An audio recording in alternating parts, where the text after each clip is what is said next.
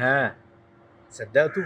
صدقته لما طلعت واتكلمت وقلت ان محمد بالاسم كده، محمد السيد، محمد مصطفى، اكرم، قابضين من الشركات؟ سمعت لما قلت لكم ان هم بيغيبوا الكباتن وبيودوا الكباتن في حتة تانية خالص عشان خاطر محدش يقاطع اندرايف؟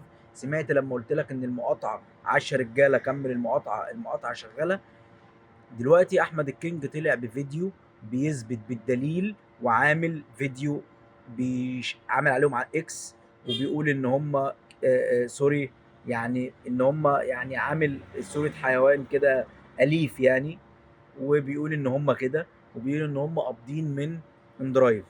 وبيقول لك اصل محمد السيد اللي هو صاحبه، خد بالك الفيديو اللي طلعه يدينه، يدين محمد السيد، ما يبقاش في صفه. اوعى تبقى فاكر ان ده في صفه. يدينه ليه؟ لان محمد السيد راضد على نفس الاشخاص اللي هم موجودين في اندرايف، اللي هم موظفين اندرايف، لما كلموا محمد السيد وقالوا له عايزينك معانا تعمل معانا فيديوهات زي ما زمايلك عملوا، عشان خاطر نشوف الناس اخبارها ايه. فرد عليهم قال لهم ايه؟ انا مش هقدر اي فيديو الاندرايف دلوقتي، مش هقدر اعمله دلوقتي. ما اعملوش طبعا حتى لو ب100,000 جنيه. ياه، حتى لو ب100,000 جنيه ما تعرفش تعمله دلوقتي؟ طب ليه يا عم ما تعرفش تعمله دلوقتي؟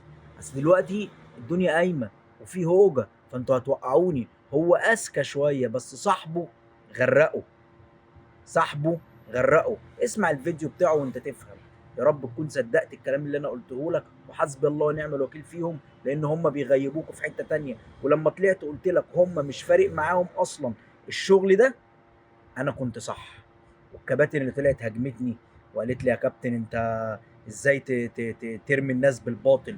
ما طلعش بالباطل، منهم وحبيبهم وواكل معاهم وقاعد معاهم، وطلع فضحهم وفضح زميله بدون قصد. يا سلام، شفت القدر لما يجي يلعب ويبين ان كابتن احمد علوي كان صح. الحمد لله ان الحقيقه جات لك. كمل وقاطع، وقاطع الناس دي معاهم. وانت بتقاطع البرامج ما تنساش تقاطع الناس دي. الناس دي وحشه، الناس دي بتضللك. حسبي الله ونعم الوكيل فيهم. شكرا.